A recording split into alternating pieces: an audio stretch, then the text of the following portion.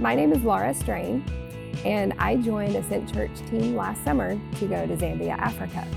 We partnered with Poetis to host a leadership camp for youth and 2-day camps for kids.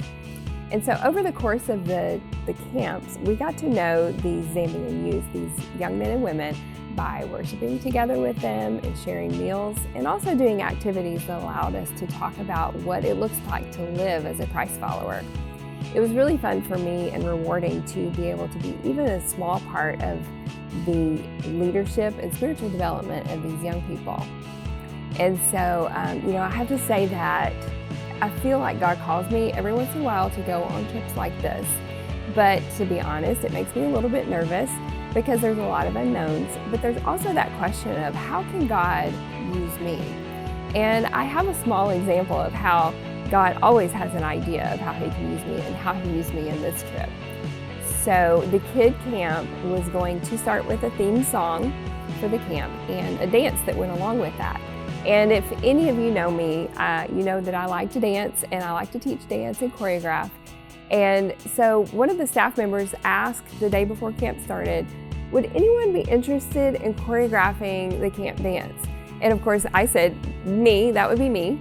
And so I got to work on choreographing this dance and teaching it to all of the leaders of the camp, and that included the Zambian youth because they were helping us lead this camp as well. And so it was really fun to see them enjoy learning the choreography and doing the dance over and over and over. And so that was just a small way that God was able to use my skill set and my interests for something that I wouldn't get to do otherwise. It was really exciting to see these youth really step into a leadership role and take their role seriously to lead these kids at the camp. And it's a good thing that they took it seriously because the first day of camp, we set a record for the number of people on the Poetis campus at one time. They had expected about 300 kids to show up, and God brought 500. So it was a little bit hectic and chaotic, but it was a really great experience for everyone.